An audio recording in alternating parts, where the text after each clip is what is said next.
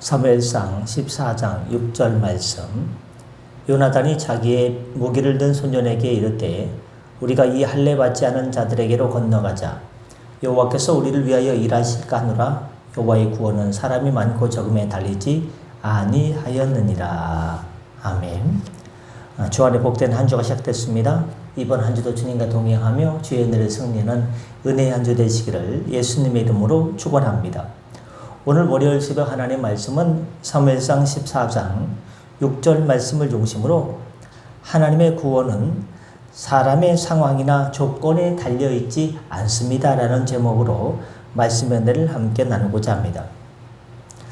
6절에 요나단은 자기의 무기든 소년에게 여호와의 구원이라는 것은 사람의 많고 적음에 달려있지 않다라고 이야기하고 있습니다.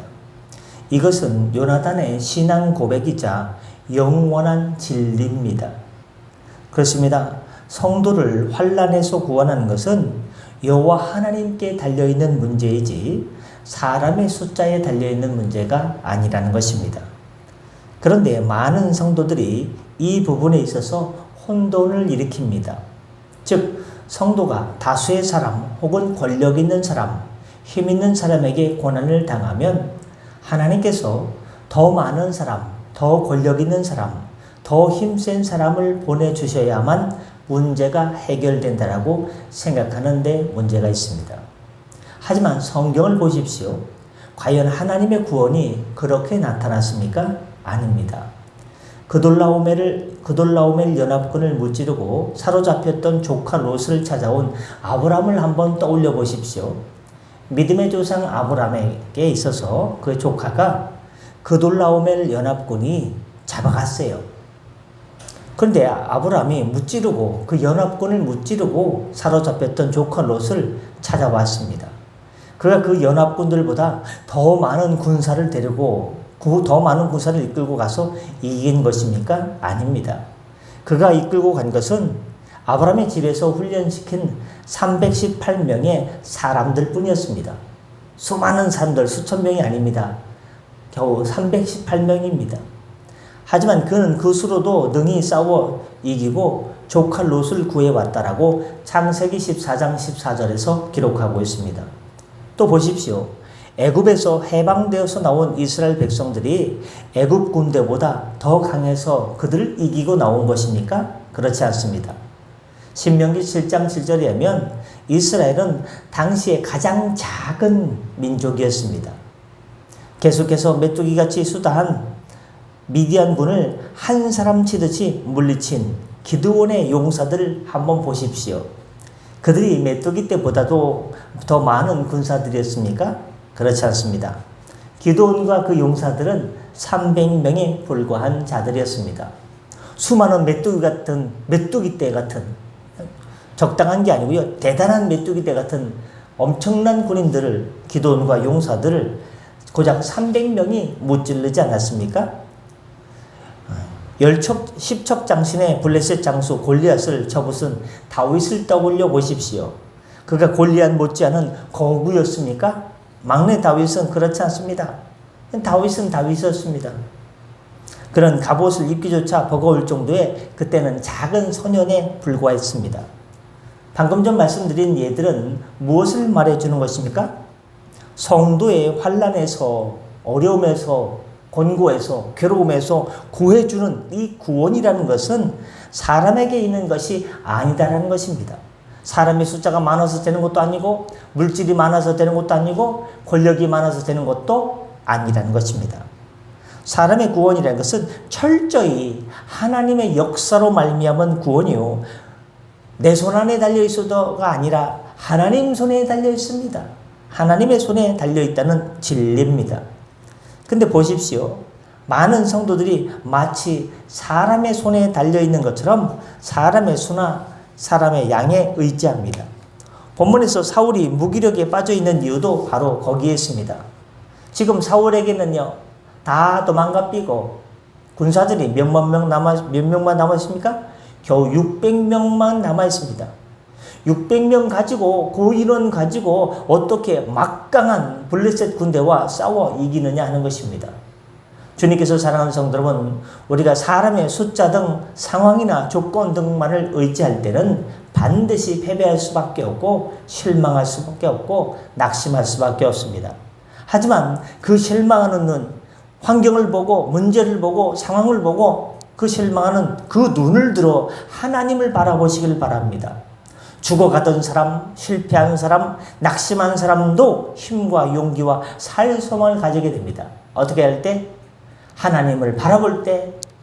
죽어가는 사람, 광야에서 불뱀이 나타나가지고 원망하는 이스라엘 백성들을 물어 제낄 때, 불뱀에 물리자마자 막 으악 고통 속에 죽어갈 때, 장대에 높이 걸려있는 놋뱀, 즉 주님의 지시를 따르는 차원에서 바라보기만 하면, 주님의 뜻을 바라보기만 하면 그들은 치유받고 힐링받고 살았습니다.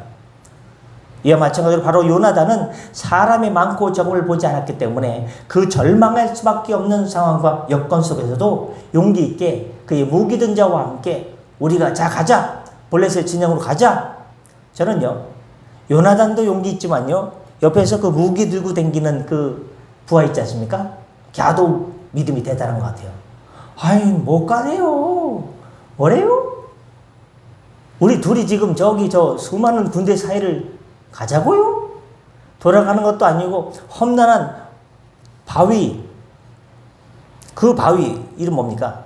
사절에 있죠. 보세스와 세네라는 그 이쪽 바위 저쪽 바위, 그 험한 바위를 올라가다가 떨어져 죽을지도 모르는데, 아이, 저는 무기를 들고 가는데 전 더 불편하단 말이에요.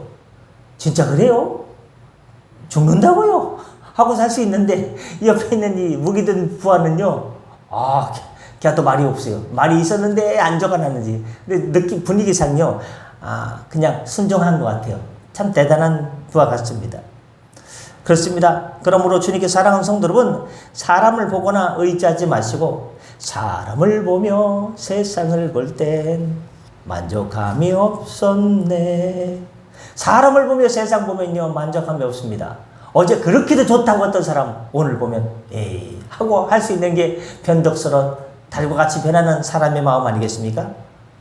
사람을 보거나 의지하지 마시고 오직 무슨 일이 있어도 언제나 항상 하나님만 바라보고 의지함으로써 낭망 중에서도 손을 늘어뜨린 상황 가운데서도 소망을 얻고 주 안에 희망을 얻고 고난과 싸워 날마다 승리하는 욥과 같이 정말로 하나님을 원망하지 않고 그 어떤 순간에도 하나님의 은혜를 기다리며 주님의 긍휼을 기다릴 때 하나님께서 잘했다. 내 사랑하는 욥아, 야, 내가 이 일에 원망치 않고 계속 인내했구나. 너의 믿음의 인내가 대단하다. 하나님께 칭찬받고 모든 것을 갑절로 30배, 60배, 100배로 받아가는 복된 믿음의 가족 되기를 예수님의 이름으로 간절히 축원합니다. 아멘. 기도하겠습니다. 은혜 주님, 강한 자와 약한 자 사이에는 주밖에 도와줄 분이 없음을 고백합니다. 우리 하나님 여호와여, 우리의 삶의 자리를 긍휼히 여겨주시고 우리를 도와주시옵소서. 우리가 하나님 남들에게 보이는 그런 환경, 남들에게 말하지 못하는 그런 어려움 있는 줄 압니다. 그러나 하나님께서는 뼛속까지 아시고 머리털까지 세심받으신 하나님께서 우리의 삶의 자리를 긍휼히 여겨주시고 꼭 필요한 것들로 합당한 것들로 채워주시고 도와주시고 모든 것이 합력하여 선을 이룬 역사를 맛보게 하여 주시옵소서. 하나님 도움을 구하러 애굽으로 내려가지 않게 하여 주시고 세상을 바라보지 않게 하여 주시고 병과의 많음과 마병의 심히 강함에 마음이 흔들리지 않게 하여 주시고 어떤 상황 가운데서도 주님만 바라보고 믿음으로 승리하는 승리 백성 되게 하여 주시옵소서. 한 주가 시작됐습니다. 이번 한 주도 동행하여 주시고 운전대를 붙잡아 주시고 직장과 일터를 붙잡아 주시고 하나님 모든 삶의 자리에서 주님과 동행함으로 승리하는 행복한 성도의 삶을 살게 하여 주시옵소서. 건강도 회복시켜 주시고 붙들어 주옵소서. 마음의 고민도 풀어 주시옵소서. 감사하며 축복하며 예수님의 이름으로 기도드립니다. 아멘. 다 같이 자유롭게 기도하시고 편하게 들어가시겠습니다.